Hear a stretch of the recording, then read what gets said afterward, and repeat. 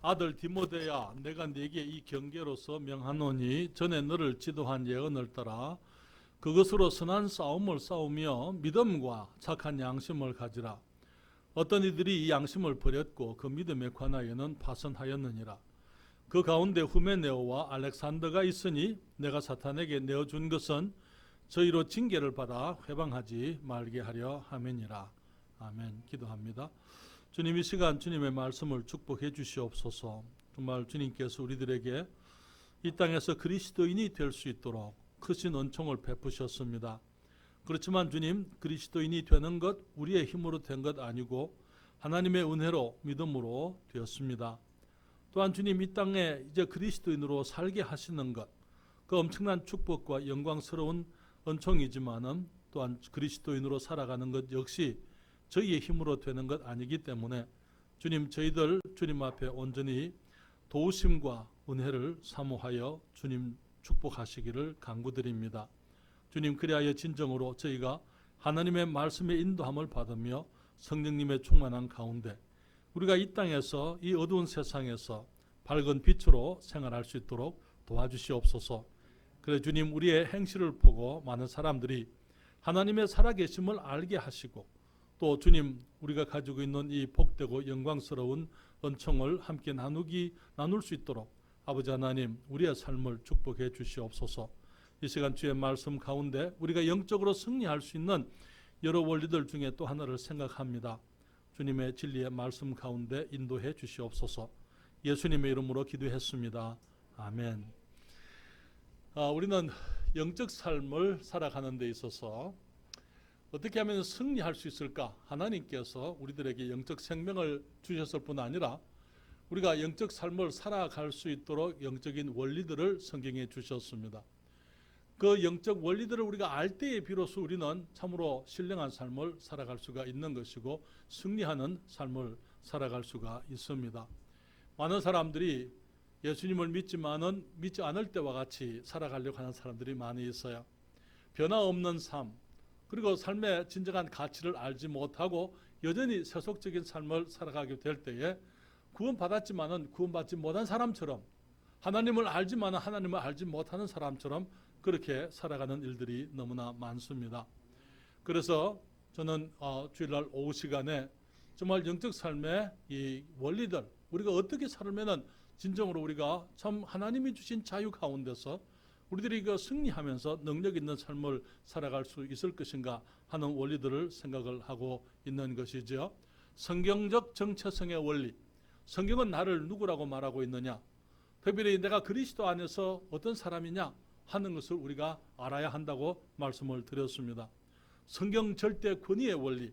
사람들의 가르침이 아니고 하나님의 말씀으로 우리가 거듭났기 때문에 하나님의 말씀의 원리를 따라 살 때에 우리는 진정으로 승리할 수가 있는 것을 생각을 했습니다.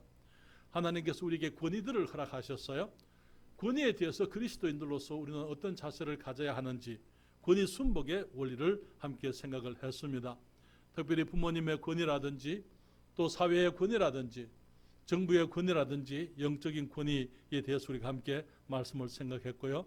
용납과 용서의 원리, 주님께서 말씀하시기를 서로 불쌍히 여기며 서로 인자하게 하며 서로 불쌍히 여기며 서로 용서하기를 하나님이 그리스도 안에서 너희를 용서하신 것 같이 하라 했을 때에 참된 용서의 모습이 어떤 것인지 함께 생각을 했습니다.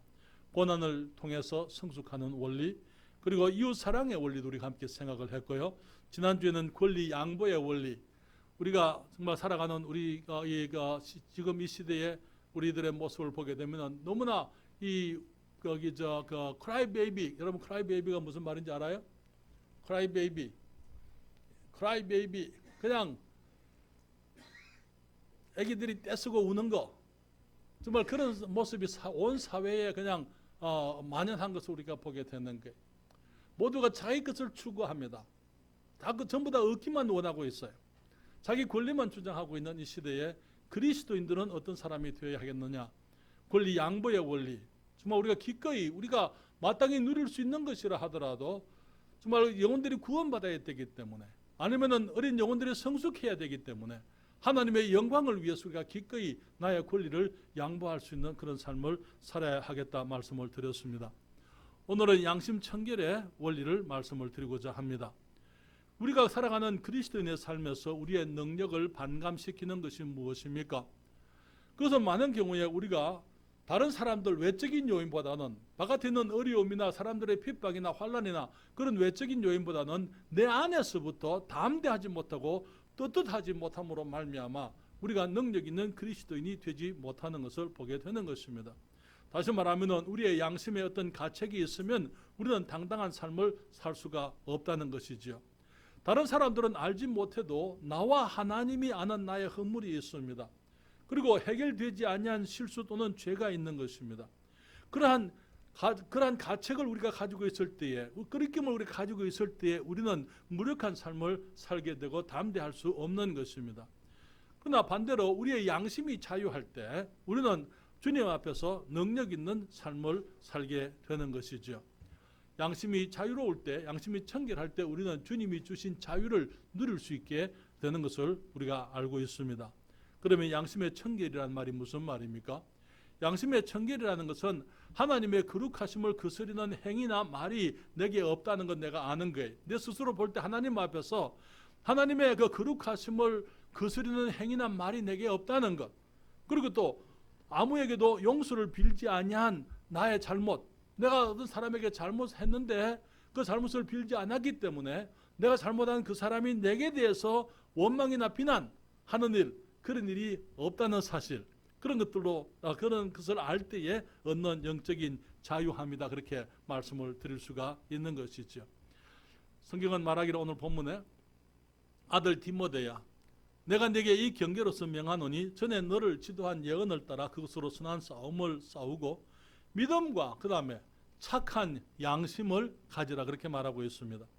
어떤 이들은 이 양심을 버렸고 그 믿음에 관하여는 파선하였다, 그렇게 말씀을 하고 있어요.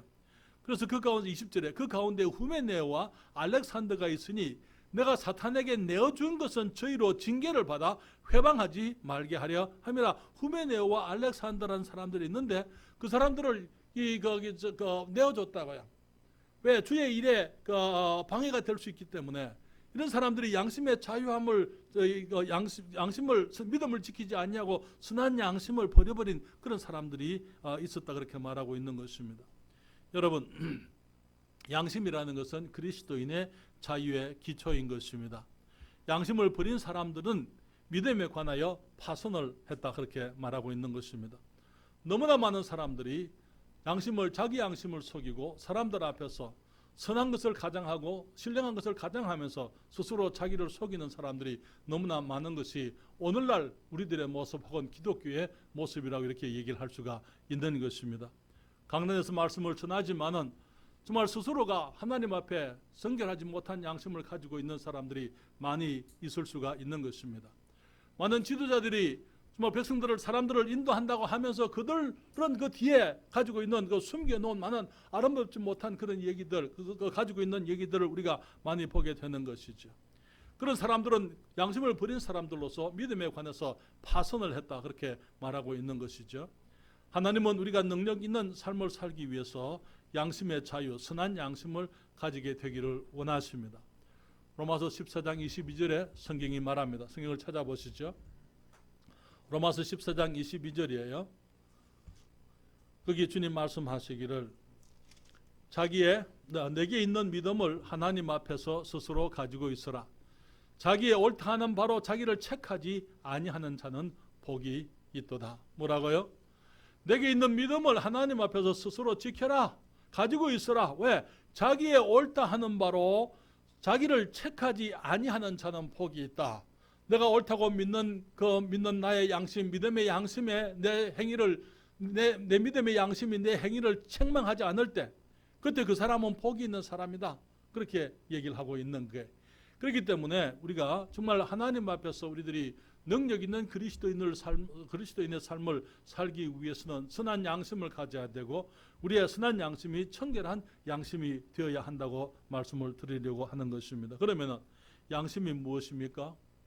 양심이 무엇입니까? 첫째로 양심이라는 것을 일반적으로 말하면 선악을 판단하는 기준이라 그렇게 말씀을 드릴 수 있어요.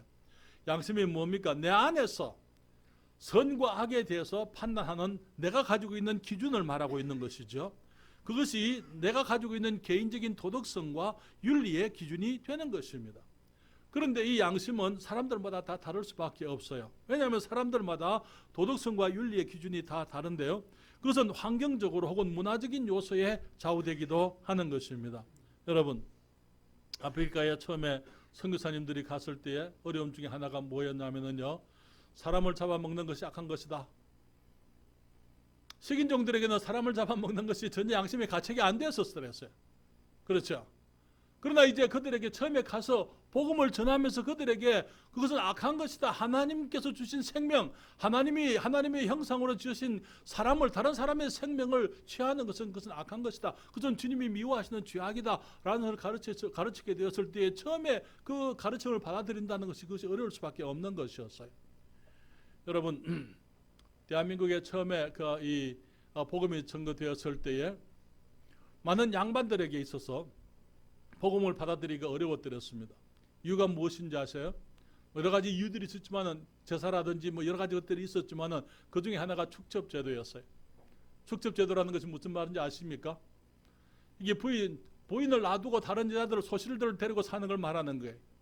그런데 성경에 보게 되면은 자기 부인 외에 다른 여자를 데리고 있는 것은 그것은 간음이고 그것은 악한 죄라고 주님 말씀하고 있잖아요. 이때 많은 사람들이 그것을 이제 버리려고 하니까 성경으로 이제 성경을 받아들이려고 하니까 그것을 버려야 되는 거예요.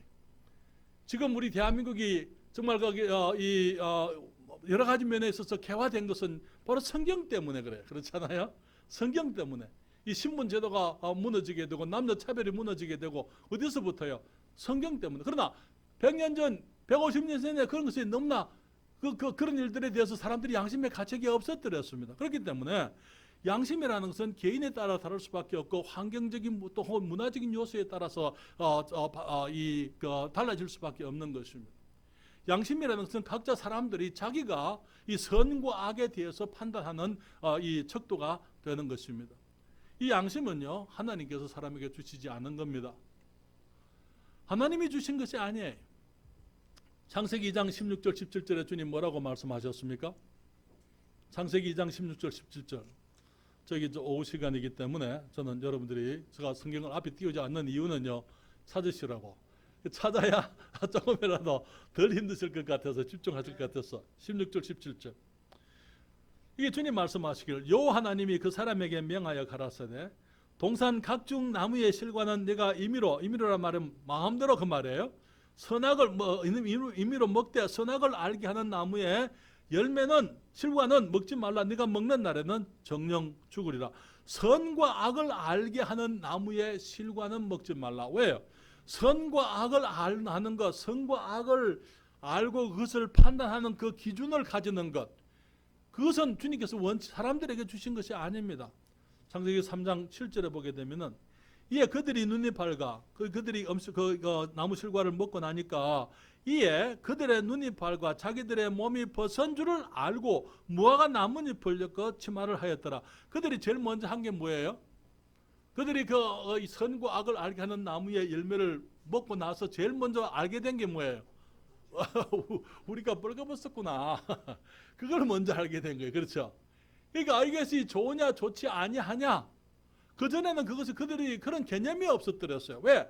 그런 것에 대해서 결백했기 때문에, 순결했기 때문에, 그런 것을 이렇게 악하지 않다, 좋다 좋지 않다는 그런 개념들, 그런 것들이 없다가 그것을 이제 사람들이 스스로 그것을 가지게 되고 판단하기를 시작하게 된 것입니다.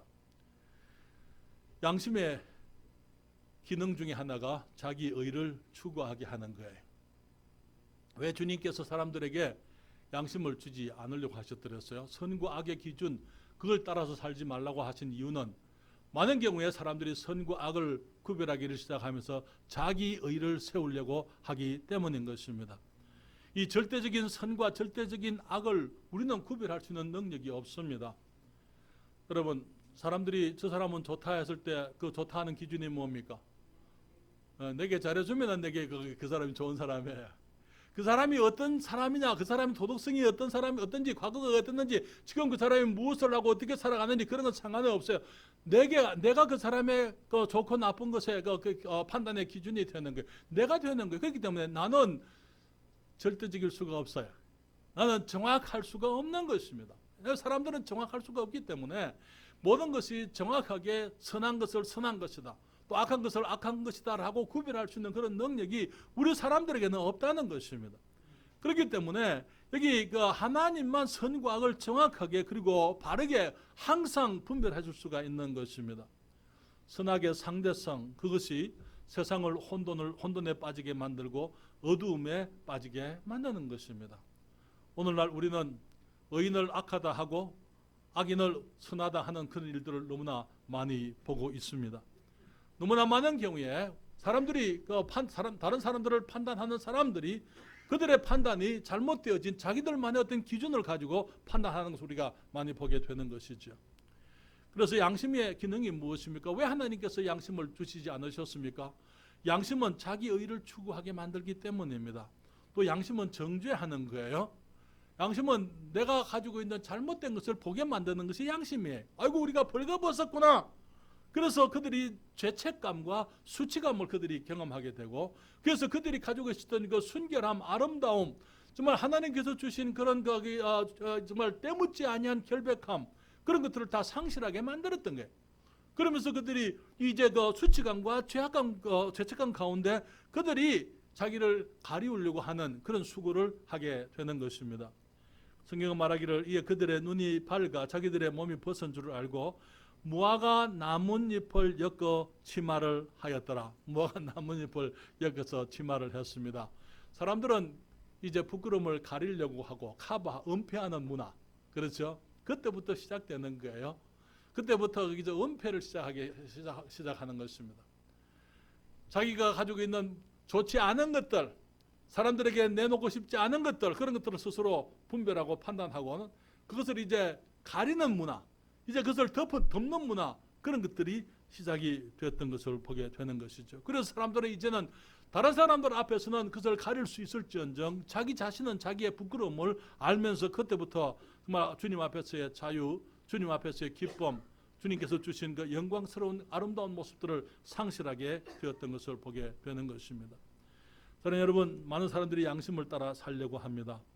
그러나 양심은 사람을 어렵게 하지를 못합니다. 부끄러움을 가리고자 하는 것이죠. 그것이 무엇입니까? 위선의 시작이에요. 위선이 무엇입니까? 내가 아닌데 긴 것처럼 하는 것, 내가 그런데 그렇지 않은 것처럼 하는 것. 그래서 이제 위선을 시작하면서 하나님께서 사람들에게 이 선과 악을 아는 지식을 따라 살지 못하게 하신 그 이유는 사람에게는 양심을 따라 살 수 있는 능력이 아예 없는 거예요. 우리는 그렇기 때문에 하나님께서는 우리가 양심의 법을 따라 살기를 원치 않으셨어요. 주님께서는 우리가 믿음의 법, 하나님의 말씀을 믿음으로 순종하고 내가 알지 못하기 때문에, 내게 능력이 없기 때문에, 내가 할 수 없기 때문에 주님께서 말씀하신 그것을 믿고 순종하는 것, 그것이 우리 주님께서 사람들에게 기대하신 삶의 원리였더랬어요. 전에도 말씀드렸지만 우리의 모든 삶은 사실 믿음의 삶입니다. 예수님만 믿고 산다 그 말 아니에요.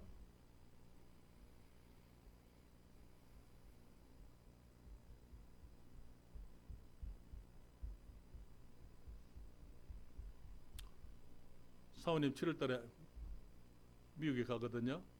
한 2주 동안 우리 손주들 보러 가야 되는데 비행기표를 이제 구매했습니다. 이제 제가 이제 비행기표는 구매했지만 이제 그 기장을 좀 알아봐야 될 것 같아요.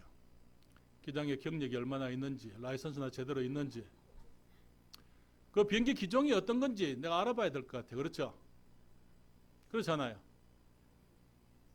그 사람들이 거기 그 음식들을 뭐 알아보면 이제 아시아나 항공에도 연락해 봐야 되겠죠. 그래가지고 거기 그때 기내식이 나오는데 기내식을 어떤 사람들이 어떻게 뭘 가지고 만드는지 다 조사를 해봐야 될 것 같아요. 그렇죠? 그렇게 하는 사람 혹시 보셨어요? 안 하죠 다. 누구도 그거 안 하는 거예요. 왜 그렇습니까? 믿음이. 우리가 다 믿음으로 살아가고 있습니다. 그렇죠? 그런데 하나님의 말씀에 대해서는 사람들이 안 믿으려고 했더랬어요. 하나님의 말씀에 대해서는 안 믿으려고 했던 거예요. 주님께서 우리 사람들에게 주신 삶의 원리는 믿음의 원리예요. 그런데 사람들이 내가 판단하겠다는 게, 내가 판단해서 내 양심을 따라서 내가 기준해서 내가 판단해서 그렇게 내가 살겠습니다. 그래서 하나님께서 허락지 아니했던 이 선과 악을 알게 하는 나무의 열매를 그들이 먹은 것이 문제였더랬습니다.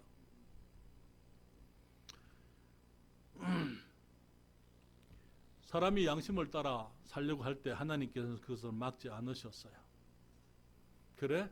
한번 해봐.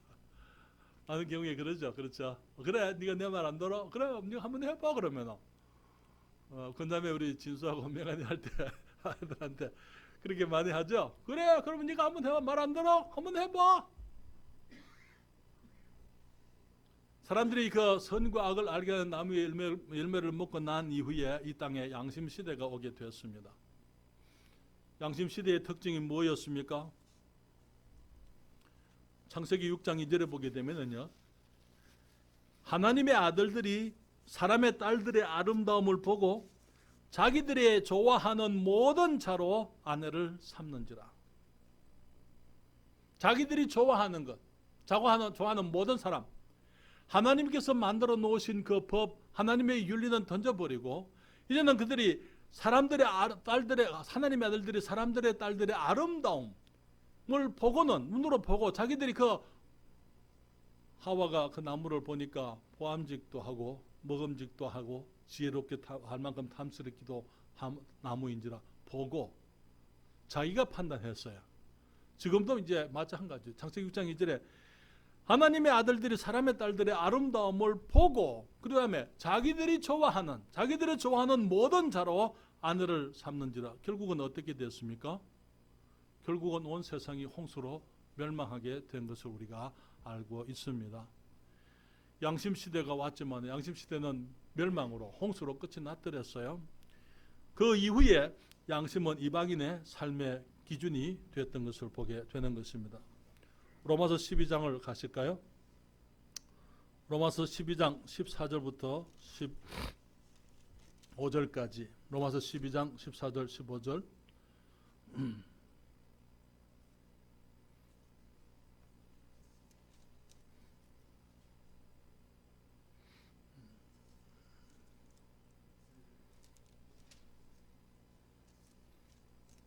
제가 성경을 잘못 적었나 봅니다. 그렇죠?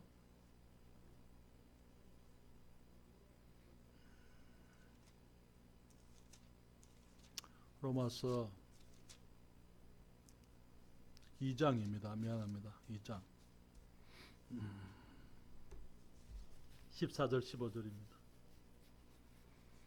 로마서 2장 14절 15절에 거기 주님 말씀하시기를 율법 없는 이방인이 본성으로 율법의 일을 행할 때에는 이 사람은 율법이 없어도 자기가 자기에게 율법이 되나니 이런 이들은 그 양심이 증거가 되어 그 생각들이 서로 혹은 송사하며 혹은 변명하여 그 마음에 새긴 율법의 행위를 나타내느니라. 주님께서 이스라엘 백성들에게는 율법을 유대인들에게 율법으로 하나님의 말씀을 따라서 살게 하셨어요. 그러나 이 율법은 이 유대인들과 하나님이 세우신 그 언약이었습니다. 약속이었더랬어요. 이방인들은 아담 이후로 우리가 그 물려받은 그리고 그 자기들 민족대로 고유적인 문화적인 어떤 특징 가운데 저들이 가지고 있는 관습을 따라서 양심을 가지고 있었더랬어요. 그래서 그들의 양심이 그들에게는 율법이 되는 것입니다. 그래서 율법 없는 이방인이 본성으로 우리가 가지고 있는 태어날 때부터 가지고 있는 도덕성 그런 것으로 율법의 일을 행할 때에는 이 사람이 율법이 없어도 자기가 자기에게 율법이 되나니 이런 이들이 그 양심이 증거가 되어 혹은 송사하며 혹은 변명하며 그 마음에 새긴 율법의 행위를 나타낸다. 그렇게 말씀을 했습니다. 여러분, 많은 경우에 인간 정부에 법이 있습니다. 정부의 원리, 사람의 법의 기초, 그것이 사람들의 양심을 기초로 해서 생긴 법들인 것을 보게 되는 거예요. 그러나 그런 것들이 온전치 못한 그 이유는요, 그것을 세우는 사람들도 온전치 못하고 그것을 지키는 사람들도 온전치 못하기 때문에 인간들의 그 법은 온전할 수가 없고 또 그것을 따라 살아가는 이 양심들, 인간의 양심들은 언제든지 이 법을 이용할 수 있고 또 핑계하고 변명하고 그렇게 할 수가 있게 되는 것입니다. 그렇지만은 그리스도인들에게 주님이 새로운 양심을 주셨어요. 그렇죠? 그리스도인들에게 새로운 양심. 히브리서 9장 14절에 성경에 말씀하시기를 하물며 영원하신 성령으로 말미암아 흠없는 자기를 하나님께 드린 그리스도의 피가 어찌 너희 양심으로 죽은 행실에서 깨끗하게 하고 살아계신 하나님을 섬기게 못하겠느냐. 주님께서 그리스도 안에서 이제는 우리가 성령님을 모시게 되고 이제는 그 성령님으로 말미암아 우리가 깨끗한 양심을 가지고 이제 하나님을 섬기게 된다고 말씀을 하고 있는 것입니다. 여러분, 그리스도인의 양심의 근거가 뭡니까? 처음에 아담과 하와는 하나님의 말씀을 믿음으로 살아야만 되더랬습니다. 이제는 그리스도인들로서 우리들에게 있어서 우리의 행위의 기준이 되는 우리의 양심이 되어야 되는 것이 있다면 하나님의 말씀입니다. 그때도 하나님의 말씀이었고 지금도 하나님의 말씀인 것입니다. 그렇기 때문에 디모데후서 3장 16절과 17절에 모든 성경은 하나님의 감동으로 된 것으로 교훈과 책망이 뭐예요? 양심이 하는 게 뭡니까? 책망하는 거, 그렇죠? 가르치고 책망하고 바르게 함과 의로 교육하기에, 그래서 우리가 자유로운 양심, 깨끗한 양심, 우리들이 청결한 양심을 가지고 살 수 있도록 하는 것이 하나님의 말씀이다 이 말이죠. 이는 하나님의 사람으로 온전케 하며 모든 선한 일을 행하기에 온전케 하려 함이니라 그렇게 말씀을 했어요. 우리가 그리스도인들이 되고 난 이후에는 이제는 우리가 하나님의 말씀이 우리의 양심에, 우리의 판단의 기준이 되어야만 되는 것입니다. 우리가 선한 믿음의 양심을 가져야만 되는 것이죠. 믿음의 양심을 했을 때 결국은 우리의 믿음의 대상, 하나님의 말씀과 하나님의 선하신 성품과 우리 하나님에 대한 믿음의 양심이에요. 그렇기 때문에 내가 어떻게 생각하느냐 그게 중요치 않고 하나님께서 어떻게 생각하셨느냐, 하나님께서 그것을 뭐라고 말씀하셨느냐 하는 그것이 우리의 양심에, 우리의 판단에 기초가 되어야만 되는 것입니다. 그럴 때 우리는 능력 있는 삶을 살아갈 수가 있고 우리의 양심 가운데 떳떳하게 담대하게 우리가 이 땅을 살아갈 수가 있는 것입니다. 양심 청결의 길에 대해서 잠깐 말씀을 드리겠습니다. 그러면 우리가 어떻게 우리의 양심이 청결할 수가 있습니까? 첫째로 하나님의 용서를 받아들여야 한다고 말씀을 드립니다. 사랑하는 여러분, 우리의 양심, 우리의 더러워진 양심을 죄로 인해서 우리가 죄책감 속에 살아갈 때에 우리가 거기서부터 해방될 수 있는 것은 예수 그리스도 안에 있는 이거 구속을 우리가 믿을 때, 그것을 받아들일 때에 우리의 모든 죄악을 예수님께서 다 해결하셨다는 것을 우리가 알게 될 때, 그리고 그것을 받아들이게 될 때 비로소 우리는 양심, 우리의 죄책감에서부터 우리는 자유를 얻을 수가 있는 것입니다. 이사야서 1장 9절 말씀을 누가 외울 수 있습니까? 이사야서 1장 9절. 앞으로 이런 말씀도 우리가 다 외워야 되겠습니다. 그렇죠? 이사야서 1장 9절 뭐라고 말했습니까? 다 같이 이사야서 1장을 펴십니다. 9절 말씀.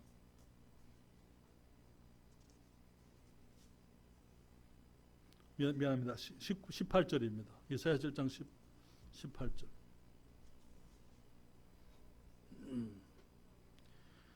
주님 말씀하시기를 18절 다 같이 읽습니다. 여호와께서 말씀하시되 오라 우리가 서로 변론하자. 너희 죄가 주홍 같을지라도 눈과 같이 희어질 것이요 진홍같이 붉을지라도 양털같이 되리라. 아멘. 주님 말씀하시기를 너희들이 와봐라. 내가 너희들과 할 말이 있다. 너희들하고 변론을 해보자. 너희들이 죄가 아무리 많다 하더라도 내가 그 주홍 같을지라도 눈과 같이 희어지게 할 것이요 너희들의 죄가 진홍같이 붉을지라도 내가 양털같이 되게 하겠다. 주님이 말씀을 하고 있는 것이죠. 사랑하는 여러분, 우리가 죄 용서를 받았습니다라고 하는 그 근거가 뭡니까? 우리 주님의 희생이에요. 그렇죠? 주님이 우리를 위해서 대속해 주셨어요. 대속했다는 그 말은 대신 값을 지불했다는 것입니다. 비록 내가 진홍같이 붉은 죄악이 있지만은 그러나 우리 주님께서 그 죄 대가를 주님이 지불했다는 것을 내가 알게 될 때에, 그것을 받아들이게 될 때에 우리는 자유를 얻는 것이죠. 여러분, 그 주일학교 찬송에 있어요. 나갔네 나갔네 나갔네. 찬송 아세요? 들어보신 적 있어요? 예, 우리 나경이는 모른대. 여기 이 자매 안 불러봤어요? 그 찬송가? 불러봤어요? 기억 안 나요? 전에 주일학교 모르겠어요. 너무 오래된 얘기라서 50년 전의 얘기니까. 영어로 있어요. Roll the way, roll the way, roll the way. 내 나갔네, 나갔네, 나갔네. 나의 마음의 모든 죄 나갔네. 우리가 내 모든 죄가 나갔습니다. 우리 주님이 제거하셨습니다. 주님께서 없앴습니다. 주님의 대속에 대한 우리의 믿음을 우리가 받아들여야만 되는 것입니다. 주님이 나를 용서했다는 거예요. 그렇죠? 주님이 나를 용서했다. 사탄이 아무리 정죄를 해도 주님께서 내게 죄가 없다 말씀하시는데, 주님이 괜찮다고 말씀하셨는데,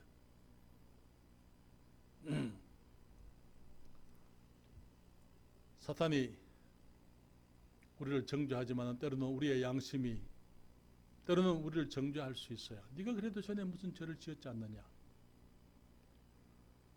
그럴 때 우리 주님 말씀하시기를 내가 너희 죄를 기억하지 않겠다. 주님께서 우리 죄를 기억하신다고요? 안 하신다고요? 안 하신다고.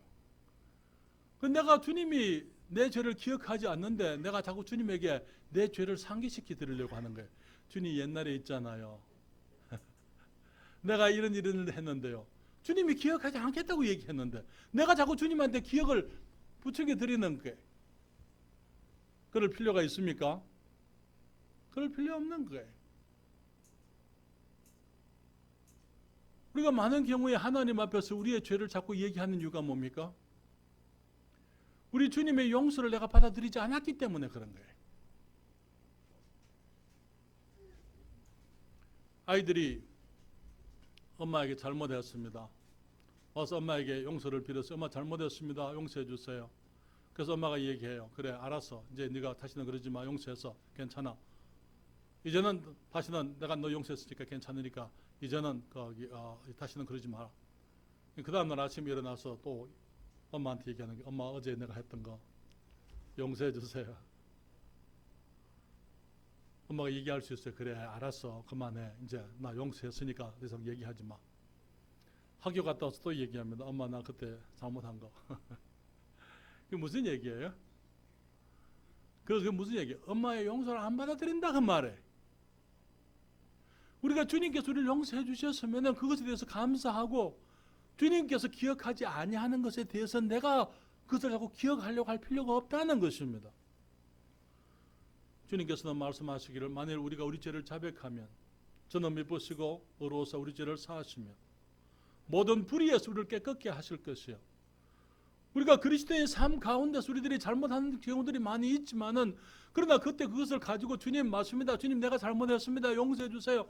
라고 시인하게 되고 주님의 용서를 구하게 되면은 주님께서는 미쁘시고 의로우사 주님이 신실하시기 때문에 주님께서는 변덕 심하신 분이 아니에요. 한번 용서했다가 다음에 용서하지 않는 그런 분이 아니고 항상 일양 미쁘시다 그랬어요. 일양 한 가지로 똑같이 언제든지.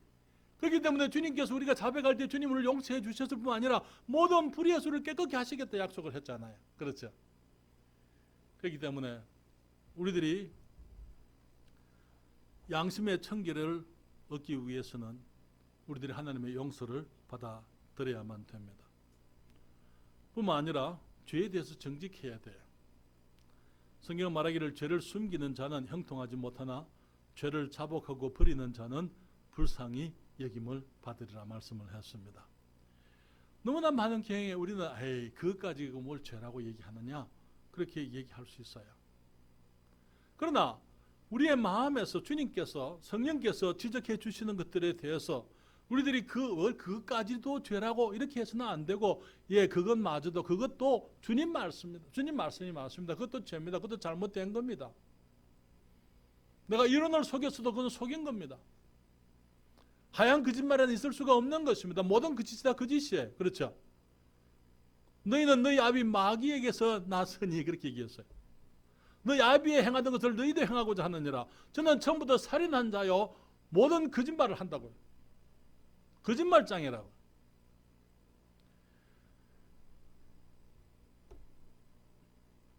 우리가 죄를 죄로 인정할 뿐 아니라 우리가 죄를 인정할 때 우리는 비로소 하나님의 용서를 받을 수가 있어요.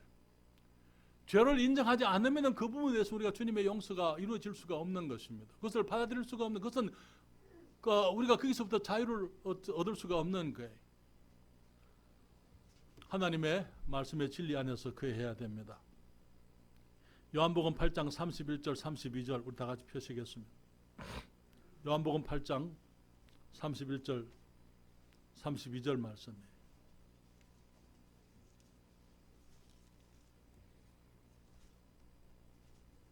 그러므로 예수께서 자기를 믿은 유대인들에게 이르시되 너희가 내 말에 거하면 참 내 제자가 되고 진리를 알지니 진리가 너희를 어떻게 한다고요? 자유케 하리라. 많은 그리스도인들이 많은 그리낌을 가지고 살아갑니다. 왜 그렇습니까? 진리를 알지 못하기 때문에 그런 것입니다. 여러분, 믿음과 종교는 다른 것입니다. 그렇죠? 믿음은 우리를 하나님의 축복을 용서를 누리게 하지만은 종교는요, 우리를 얽어매는 것이 종교입니다. 행위는 끊임없이 우리를 굴레 속에 올가매는 것이 행위지만은 믿음은 우리를 자유케 하는 것입니다. 우리가 그리스도 안에서도 정말 하나님의 말씀의 진리 가운데 내가 이미 의롭게 되었다는 사실과 우리가 지금 이 의를 이루어 가야 한다는 사실과 앞으로 주님께서 우리를 온전히 의롭게 하실 것이다 라는 그 사실에 대한 구별을 우리가 알 수 있어야만 되는 것입니다. 그러지 못할 때 내가 예수를 믿고 구원 받았는데 의롭게 됐다고 성경은 말하는데 왜 나는 지금 의롭지를 못하느냐? 내가 가지고 있는 문제는 어떻게 된 것이냐? 하는 그런 혼돈 가운데 있을 수밖에 없는 거예요. 왜 그런 혼돈 가운데 있습니까? 하나님의 말씀의 진리를 알지 못하기 때문에 그런 거예요. 하나님의 말씀을 알게 되면은 나의 모습이 어디에 있는지 또 내 문제가 무엇 때문에 내가 그런 문제가 있는지 우리는 그런 것들을 알게 되어져 있는 거예요. 진리에 대한 이해, 진리를 알게 되면은 우리가 알지 못해서 얽매여 있는 그 속박, 거기서부터 자유를 얻게 되는 거예요. 그래서 진리 가운데 있을 때는 거짓된 것과 참된 것을 분별할 수가 있게 되는 것입니다. 주님 말씀하시기를 너희가 내 말에 거하면 참 내 제자가 되고 너희가 내 말을 알면 아니고 거하면, 안다는 것하고 거하는 것은 다른 거예요. 거한다는 것은 그 속에 산다 그 말이에요. 하나님의 말씀을 받았으면, 주님의 말씀을 내가 들었으면 그 말씀을 받아들이고 믿을 뿐만 아니라 그 안에서 살아가는 것을 말하는 것, 주장하고 사는 것을 말하는 것이죠. 믿음의 확신을 주장하고 그 안에 사는 것을 거하는 것이다, 그렇게 얘기할 수 있는 것입니다. 지식은 우리를 자유롭게 못합니다. 우리가 그 안에서 믿음으로 주장을 할 때에 우리는 자유를 얻을 수가 있는 것입니다. 또 한 가지 양심의 청결을 원하면은요, 사람의 용서를 구해야만 되는 것입니다. 우리는 사람들하고 살아가고 있습니다. 사람들 속에 살기 때문에 우리는 때로는 서로 어깨가 부딪히기도 하고 서로 발을 밟기도 하고요. 우리가 많은 경우에 서로 이렇게 부딪힐 수가 있습니다. 많은 경우에 우리들의 문제는 내가 사람들에게 잘못했을 때 용서를 빌어야 됩니다. 뿐만 아니라 내게 잘못한 사람들을 내가 용서해야만 되는 거예요. 여러분, 용서는, 일방적인 용서는 효과가 없어요. 물론 나는 내가 그 사람을 용서했으면 그 사람이 내게 용서를 빌든지 안 빌든지 나는 거기서부터 자유를 얻을 수 있어요. 그러나 만약에 내가 그 사람에게 잘못했는데 그 사람에게 용서를 빌지 아니함으로 말미암아 그 사람이 지금 내게 대해서 어떤 그 상처와 원망을 가지고 있다면은 나는 그것을 알아야 되고 그것을 용서를 구해야만 되는 거예요. 왜냐하면은 그 사람은 내가 그 사람에게 용서를 구하지 않을 때 그 사람은 하나님께 얘기할 것이기 때문에 그래요. 그렇잖아요. 그러면 내가 하나님 앞에서, 성령 안에서 하나님의 보좌 앞에, 그 사람도 성령 안에서 하나님의 보좌 앞에 나갈 거예요. 나는 거기서 그 사람을 만나게 되어져 있어요. 그런데 내가 하나님께 기도를 드리고 주님께 말씀드릴 때에 주님께서는 성령을 통해서 내게 말씀하실 거예요. 지금 그 이전에 해야 될 일들이 있다고.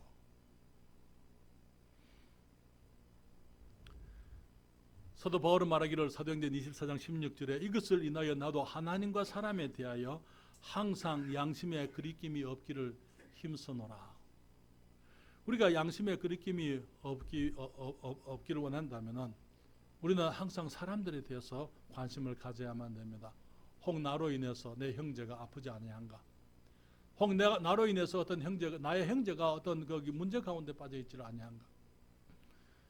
최소한 용서해야 될 사람들을 용서하지만은 내가 용서를 빌어야 될 사람을 내가 안다면은 그 사람과 용서를 화해를 해야 되는 거예요. 주님 말씀하시기를 그러므로 예물을 제단에 드리다가 거기서 내 형제에게 원망 들을 만한 일이 있는 줄 생각나거든. 무슨 말입니까?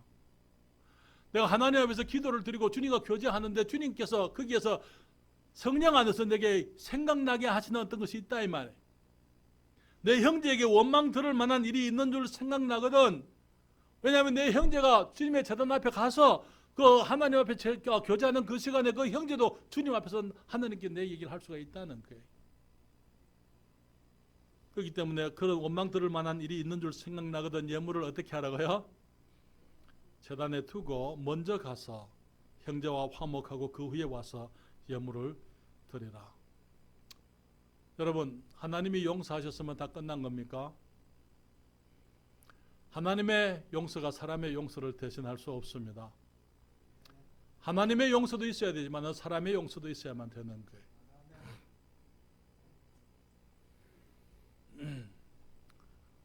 처음에 미국에 가서 얼마 안 됐을 때 이제 거기서 한국에서 운전배우기를 시작을 했지만 미국에서 운전면허증을 땄어요.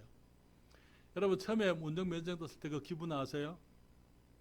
기억나십니까? 너무 오래돼서 잘 모르십니까? 이제 그 조그만한 차를 하나 아주 오래된 차를 하나 구입을 했습니다. 미국에 있는 중고차 오래된 건 싸니까요. 교회 파킹장에 차들이 많이 되어 있는데 내가 차에서 뒤로 빼다가 뒤에 어떤 형제의 차가 있는 줄 내가 못 봤어요. 그래서 그냥 오면서 그냥 그대로 좀 큰 차였어. 내 차는 옛날에 포드 그라나다라고 좀 큰 차였어. 뒤로 빼가지고는 형제 조그만한 거 핀터 조그만한 차인데 들어받아가지고 문짝이 확 들어가 버렸어. 어떡할까요? 아이고 하나님, 내가 실수했습니다. 잘못했습니다. 용서해 주세요. 그 다음에는요, 롱필드 형제, 내가 하나님께 얘기해서 하나님께 용서해 달라고 해서 God bless you 그러면 되는 거예요? 아니요. 차에서 내렸어요. 그리고 거기 그 차 롱필드라고 애들 롱필드 아주 귀한에 신실한 형제예요. 찾아갔어요. 롱필드 형제 미안해. 내가 그 면허를 딴 지 얼마 안 돼가지고 그만 부주의했습니다. 내가 당신 차를 들어받았습니다. 근데 그 형제가 하는 말이 박목사님 염려하지 마세요. 똥차입니다. 염려하지 마세요. 그때 내 양심이 자유를 얻는 겁니다. 그렇잖아요? 그때 내 양심이 자유를 얻는 거예요. 내가 그걸 들어봤거나 뭐 똥차네 하고 그냥 가버렸으면 나는 내 양심이 자유를 수가 없는 거예요. 그렇잖아요? 뺑소니 되는 게 한국 같으면 뺑소니예요. 우리가 사람들에게 용서를 구할 수 있어야 되고 사람들을 용서할 수 있어야만 됩니다. 여러분, 용서를 하지 못하면 어떻게 됩니까? 어떤 사람이 내게 잘못해서 내 발을 밟고 지나갔습니다. 밟은 줄도 모르고 갔어요. 그 사람만 보면은요, 내 발도 밟고는 나를 아프게 해놓고는 그냥 말도 안 하고 그냥 갔었어. 사람은 그 사람은 알지도 못하는데 나는 지금 내 마음에서 그 사람을 용서하지 않았기 때문에 그 생각을 자꾸 하는 거예요. 발은 한 번 밟혔는데 계속 괴로운 거예요. 볼 때마다 괴로운 것입니다. 선뿌리예요. 선뿌리를 가지면 양심이 자유로울 수가 없어요.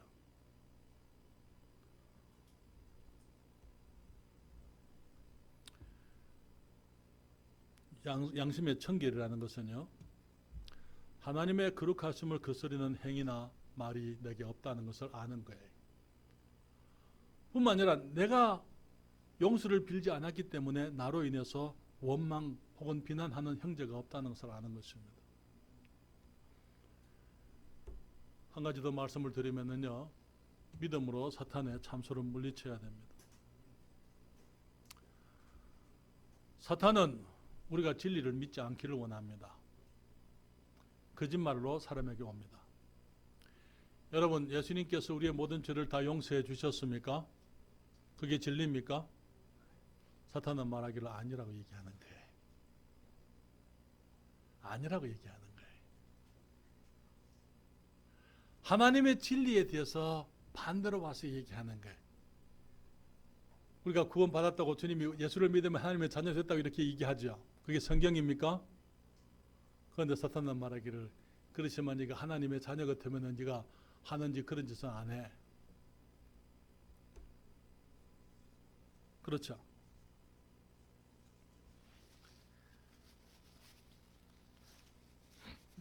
그럴 때 우리는 맞아. 맞아. 사탄이 하는 그 말에 우리가 맞아 하고 동의할 때, 그때 우리는 속는 겁니다. 그러면서 우리는 우리의 믿음의 양심을 이제는 그 훼손을 당하게 되는 거예요. 담대할 수가 없는 거예요. 저식 속에 살아가게 되고 자유를 얻지를 못하는 것입니다. 어떤 사탄의 참소는 진짜 참소일 수 있습니다. 내가 잘못했기 때문에 그럴 수 있어요. 어떤 참소는 거짓 참소입니다. 내가 잘못했다 할지라도, 그것이 참되다 할지라도 우리 주님께서 앞에 이미 해결된 것에 대해서 사탄은 마치 해결되지 않은 것처럼 얘기하는 거예요. 그렇기 때문에 우리는 하나님의 말씀을 기초로 한 우리들의 확신 속에 사탄의 참소를 분별할 수 있어야만 되는 것입니다. 하나님의 말씀을 믿는 믿음의 방패를 가지고 악한 자의 모든 화전, 불화살을 소멸하라고 말하고 있습니다.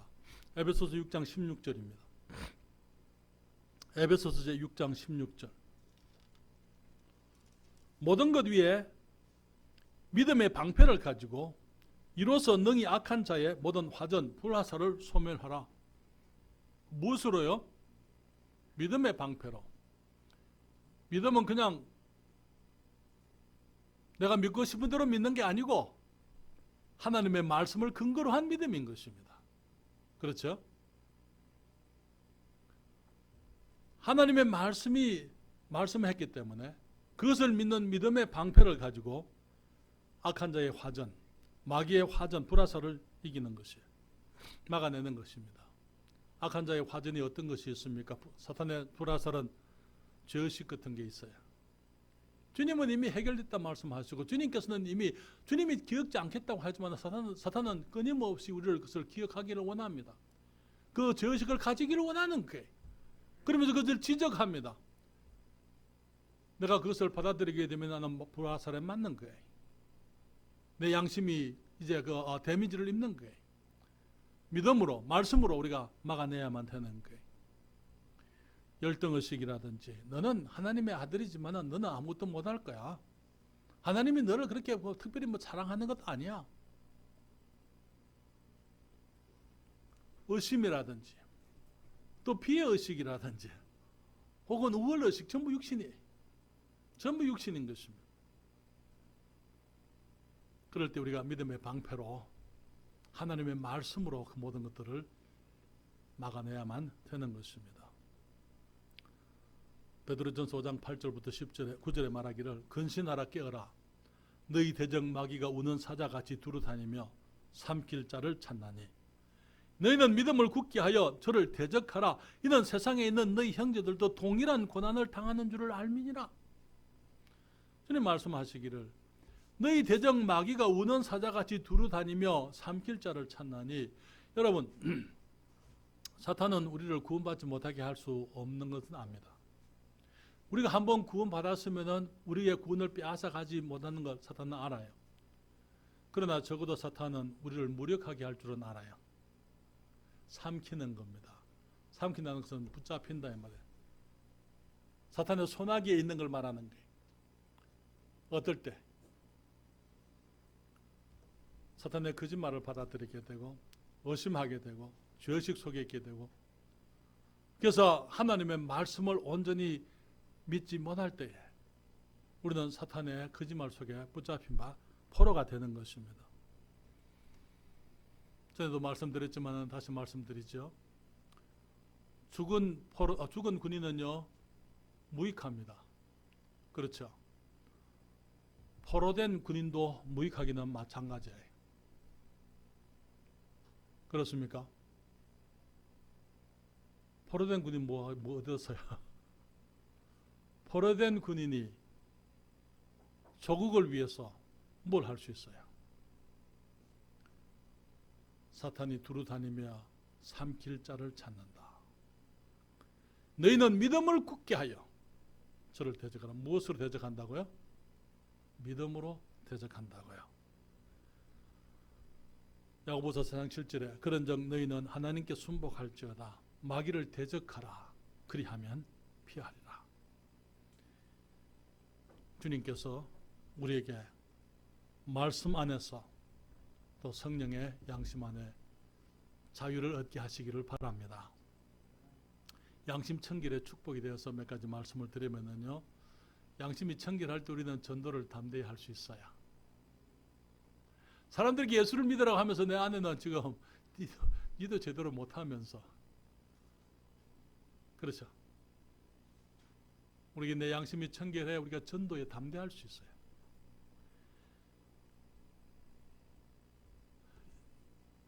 양심이 청결하면 우리는 심령의 평안을 누릴 수 있습니다. 우리는 너무나 많은 게 죄로 인해서 갈등하잖아요. 부적당감. 나 같은 사람이 나 자신을 늘 돌아보면서 내 속을 돌아보면서 늘 실패의식, 그런 갈등들이 있잖아요. 우리가 주님 앞에 말씀을 받아들일 때 우리는 참으로 그 말씀 안에서, 믿음 안에서 우리가 참된 자유와 평안을 얻을 수 있는 것입니다. 우리 양심이 청결할 때 우리는 유혹을 이길 수 있습니다. 유혹을 이길 수가 있는 거예요. 양심이 청결할 때 우리는 사람을 두려워할 필요가 없어요. 사람을 두려워하지 아니하고 담대한 삶을 살아갈 수가 있습니다. 양심이 청결할 때 우리는 바른 결정을 내릴 수 있어요. 말씀을 기초로 한 이해관계에 얽매이지 아니하는 그런 결정을 내릴 수가 있는 것입니다. 양심이 청결하면 그리스도인들의 진정한 우정이 가능합니다. 그리스도인들이 진정히 아무 사심 없이, 아무런 이해관계 없이 사랑할 수 있는 것, 얼마나 귀한 거예요. 그렇죠? 양심이 청결할 때 우리는 그렇게 살아갈 수가 있는 것입니다. 오늘 저녁에 나의 양심은 어떻습니까? 하나님 앞에서 내 스스로를 책망하고 있는 것은 없습니까? 나는 말씀이 가르치는 대로, 또 내가 믿는다라고 말하는 대로 그 믿음 때문에 내가 부끄러움이 없다 하는, 내가 스스로 책망하지 않는, 책하지 않는 그런 삶을 살아가고 있다. 그렇게 우리가 얘기할 수 있기를 바랍니다. 만약에 주님께서 내게 지금 어떤 하시는 말씀이 있다면, 어떤 말씀을 들으면서 어떤 사람을 생각나게 하신다든지, 아니면 내가 아직까지 하지 못하고 있는 어떤 부분에 있어서 주님께서 내게 촉구하시는 어떤 말씀이 있다면, 용서를 구하지 아니한 것, 용서를 구해야 될 것, 그것이 무엇이든지 간에 저는 알지 못하지만 여러분들은 아시리라고 믿습니다. 성령께서 말씀하실 때에 조용히 주님께, 주님 맞습니다. 내 마음에 이런 어려움이 있는데 주님 앞에 내려놓습니다. 주님, 내가 말씀을 믿지 않고 사탄의 말을 내가 늘 인정해 왔습니다. 주님 용서해 주십시오. 주님, 내가 내 양심의 정결함과 담대함을 주십시오. 그래서 내가 자유로운 그리스도인, 능력 있는 담대한 그리스도인이 되게 해 주십시오. 주님 앞에 그렇게 기도 드릴 수 있기를 바랍니다.